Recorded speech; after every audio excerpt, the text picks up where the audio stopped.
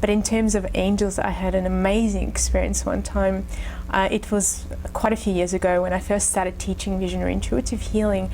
And I was reading this book by Edgar Cayce, who is a very famous healer in the 30s.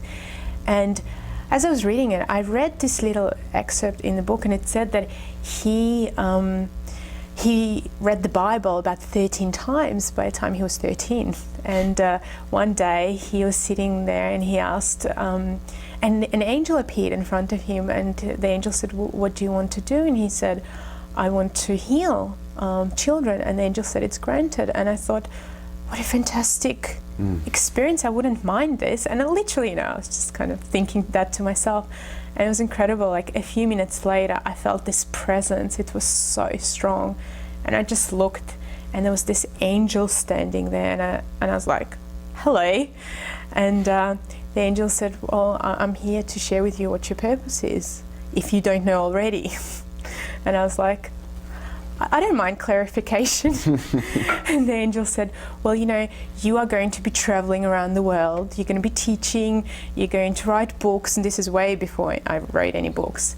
And you're going to have a huge impact on people. And I was kind of like, that sounds interesting, but me being very practical, I go, but people have to know about me, and how they're going to know about me. I mean, it just seems so unlikely for it to happen at that point, because I've never traveled anywhere at that point. And the angel said, "Don't worry, you'll have publicity soon." And when the angel said that, I thought, oh my God, I've just made the whole thing up, this is crazy. And I went and I said, "Thank you, bye." And literally I went downstairs and I told Paul, I'm like, I don't know if I'm tired or a bit crazy or what. And I told him the story, and he said, "I don't know why you're saying this, but I believe it." He's like, "Aren't you meant to, believe this stuff?" And I'm like, "I do, but just once the angel said publicity, I kind of went like, spiritual beings don't say this." And it was amazing. It was Saturday, right? Saturday night I had a friend over, and we were having a chat, and the phone rings about 9 o'clock at night, and I go, "This is my mom, I'm not picking up." And the phone keeps ringing, doesn't go to the answering machine. And I'm going, wow, she's persistent. So I pick up the phone, and I go, "Hello." And the person on the other line goes, Oh, I didn't think you'd pick up the phone. Actually, I'm a journalist for Women's Day. I think you have that in America as well, which is one of the biggest magazines in Australia for women. And she goes, I'd like to interview you."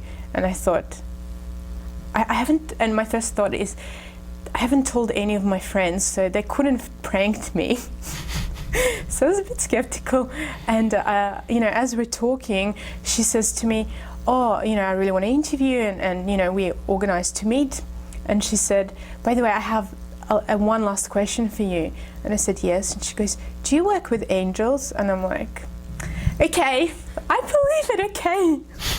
Like, if I wanted to make this up, I wouldn't have done as good a job.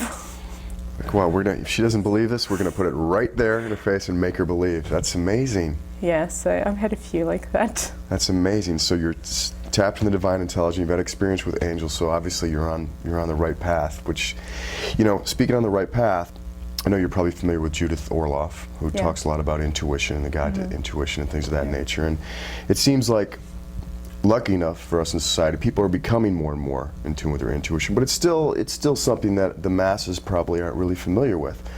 How do you use your intuition as opposed to, or in conjunction with, divine intelligence in bringing forth your healing methods to people?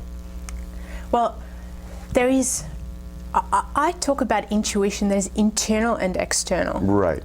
So internal intuition is those gut feelings, is like when you just know, or you get these tingling sensations, and it's kind of like, it's knowing, whereas the external is when you get signs from the universe.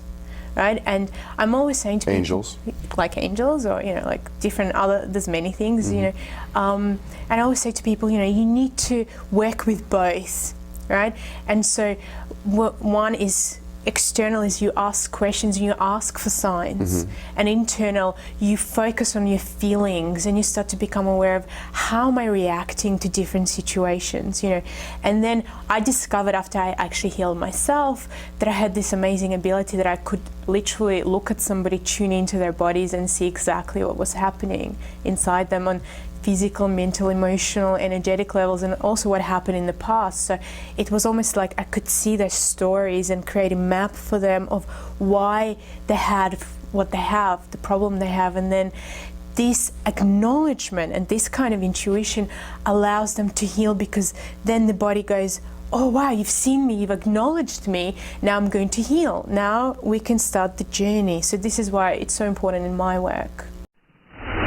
So just take a really deep breath in and just relax. And as you're relaxing, focus on just letting go of all the stress and all the mind chatter, because I know that the mind likes to just go on and tell us all the different things we need to do.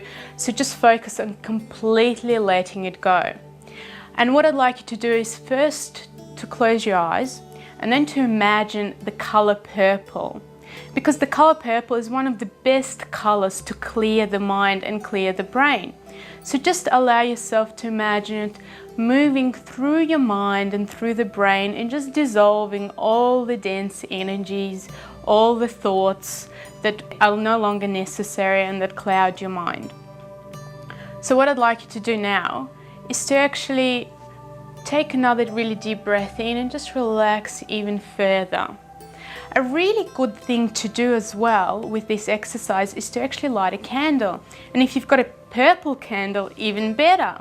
So what I'd like you to do is to light it now, and now become aware of all the thoughts in your mind, especially the negative thoughts.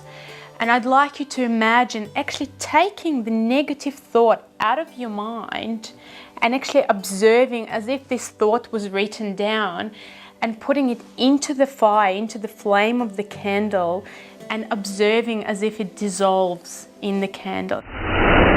Within your work, when you talk about being able to recognize different avenues in people's bodies and what they're going through and situations of that nature, how do you transition that from you being able to help them as the practitioner, as the healer, and bringing forth the divine intelligence as we talked about, into them then being able to use this on their own to not only tap into what's going on with them, but to feel confident enough and to feel that they can be their own practitioner as well? Because I think that's maybe some issues that people go through sometimes on how to really develop that themselves. Which is why I wrote The Secret Language of Your Body, because I felt like, how can I teach this to as many people as possible, you know? And I thought the first thing I'm going to do in the first section of the book is to write down a process that people can use to tune into their own bodies, you know. And the process is through relaxation, counting backwards, connecting to that divine intelligence, and I show them exactly how to do that, and all, you know, using their breath, and also just and asking for healing at the same time, and using color. So I just decided to put it all together. And I thought, but also asking their body questions, you know. And what I say usually is, if you want to get in touch with your body, put your hands on the part of your body where you have pain. So let's say you might have it on in your stomach, so you place your hands on your stomach and you close your eyes because you need your attention to go within. Right. And then you breathe really deeply into that part of your body, and what that does is it connects your brain and your nervous system to that part of your body so that the messages can get through. So now you're really focusing on that. And then what you do is you start asking questions like, if there was a thought that was stuck in this part of my body or was stored in this part of my body, what thought would it be? If there was a feeling, what would it be? And obviously give yourself time to receive the answers. If there was an experience, what would it be? And once people do that and practice it, it's so simple, it's so easy, and anyone can do it. So interesting, and I'd love to talk about some examples of that when we come back. We just have to take a short break. We'll be right back with Ina Segal talking about her book, The Secret Language of Your Body, and so many more practical insights, health, well-being, and also the 1-minute process. You'll want to stay tuned for that. I'm Dan Horton. This is Oasis TV Los Angeles, and we'll be right back.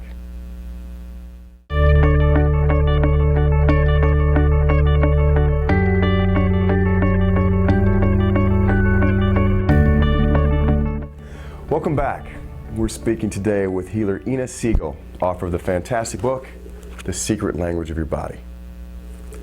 So let's talk a little bit about synchronicity now, because it seems like there's been a lot of synchronicity, there's been a lot of messages going on. You said something earlier about there's some synchronicity with your book itself. Can you talk to us about that a little bit? There's been so many. It's just been like one synchronicity after another. But one of the funniest ones was actually to do with the foreword that I got from Dr. Bernie Segal. And originally I was thinking I really want to get a foreword from a doctor, you know, who understands this work and who is known in the community. And I couldn't think of anyone. And so I said again to the Divine Intelligence, you need to just give me the information when it's ready. And one day I was doing a healing with one of my clients, and literally this information popped into my head and said, Dr. Bernie Segal. And I was like, how could I have not thought of him? And so we contacted him, and he said, okay, send your book. So I sent him the book, and then my husband Paul and I, we were out, and Paul said to me, so what do you think? Do you think you're going to get a foreword? And as he said that, I turned around and there was a shop and it said Segal on it. And then I turned to Paul and there was a truck and it had Bernie on it. And I'm like, if that's not a sign, I don't know what else, you know, what is? And literally, like, I think a day later we got the foreword. So, you know, it was really amazing. And even how I got the publisher in America was just incredible. Again, I was tuning in, and before that I kept getting this message, not yet, you know, and like the doors are closed, it's not ready. And so I realized, okay, it's not just me who has to be ready, it's the universe. And then one day last year I tuned in and I said, well, what's going on? And it was like, the doors are open, you can start. And within 2 weeks we got a phone call from someone who lives in Australia, and she said to me, well, do you have a publisher in America? And Paul and I were saying, well, no, but we're looking for one. And she said, I'm really good friends with this amazing publisher called Beyond Words, who just did The Secret, and I think they'd love your book. And they did. So it was just one thing after another that was incredible. Sounds like you're just very tapped in the divine intelligence, and it's kind of moving in a lot of different directions in your life. That's amazing. You know, one thing we haven't touched on yet that I'd love to talk to you about is a little bit about your family. You've mentioned Paul, your husband, who I know is incredibly supportive to you and your career. Also, your children, because it's interesting that your child, I believe it's Raphael, is also involved in meditation already and involved in healing. I guess he's a chip off the old block. Can you talk to us a little bit about Raphael and what he's doing? Yeah, Raphael actually did a meditation city for children, and he did it when he was 7 years old, so he's going to be he's 9 now. And he just really wanted to get into it, and you know, from childhood he'd always say to me, oh, you know, Mommy, I know how to heal, I can do healing on you. And he was like, I really want to do this meditation. So we sat down, we wrote it together, we came up with different, you know, we did it on color and different things, and then he recorded it, because Paul records things, so he went to a recording studio, and yeah, he was just really happy, and even adults have loved it, but we wanted to do it for children from a child. Sure. You know, and now my daughter, she's just turned 7, so she wants to do it as well. She's like, when can we do it? When can we do it? So you're touching, you and your family, you're touching so many people around the planet. That's amazing stuff. I'm a little bit lost for words, but I'm going to try. So let's talk a little bit about the 1 minute process. We went through a little bit of that earlier, but we've kind of promised our viewers, so I want to go into that, if you would, and just kind of explain what that is in 1 minute, and maybe they can take that home with them and do something.